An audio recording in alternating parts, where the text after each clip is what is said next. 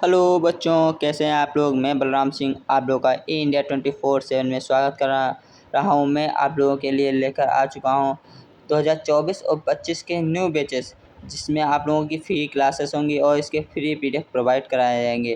ठीक, तो इसमें क्लास 10th के सभी सब्जेक्ट रहेंगे, जिसमें हम फिलहाल अभी देखेंगे क्लास साइंस का चैप्टर 1।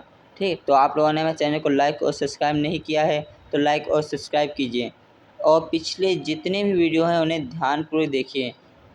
ओके, तो आज हम स्टार्ट करने वाले हैं साइंस का चैप्टर 1 रासायनिक अभिक्रिया एवं समीकरण, जिसमें हम most important question and answer इसमें देखेंगे।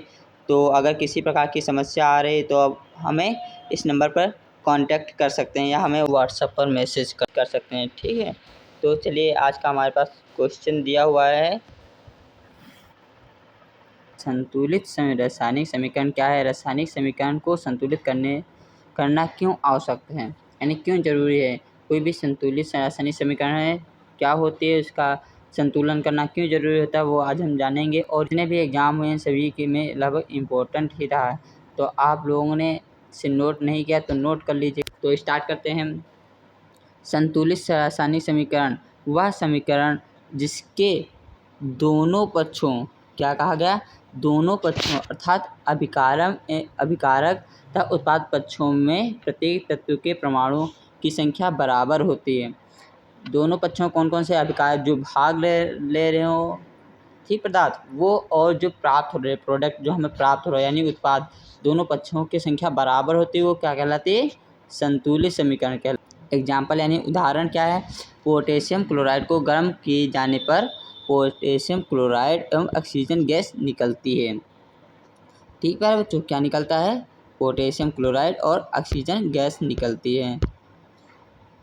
ठीक, जैसे पोटेशियम क्लोराइड को हम जब इसको गर्म करेंगे यानी टेम्परेचर देंगे इसको, तो हमें क्या प्राप्त होगा प्यारे बच्चों, पोटेशियम क्लोराइड और ऑक्सीजन हमें प्राप्त होगी। क्या प्राप्त होगा, पोटेशियम क्लोराइड और ऑक्सीजन प्राप्त होगी।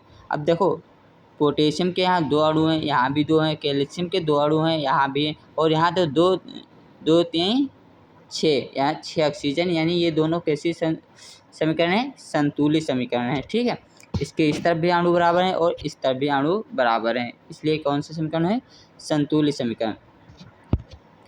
हमारे पास दिया है रासायनिक समीकरण संतुलित करने की आवश्यकता है। हमें क्यों ज़रूरत होती है रासायनिक समीकरण को संतुलित करने की। ठीक है, रासायनिक समीकरण को संतुलित करने की आवश्यकता क्यों होती है प्यारे बच्चों, द्रव्यमान संचरण के नियम के अनुसार प्रत्येक रासायनिक परिवर्तन में ना तो कोई नया परमाणु उत्पन्न होता है और ना ही नष्ट होता है, अतः रासायनिक अभिक्रिया में द्रव्यमान संचरण नियम को संतुष्ट करता है। किसको संतुष्ट करता है, द्रव्यमान संचरण नियम को।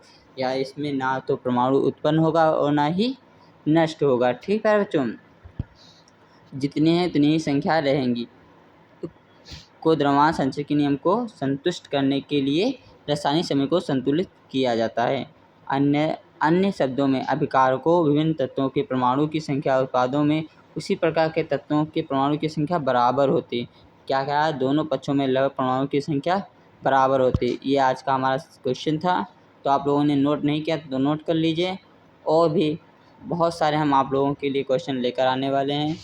ठीक, तो आप लोगों ने हमारे चैनल को लाइक और सब्सक्राइब नहीं किया, लाइक और सब्सक्राइब कीजिए। Thank you.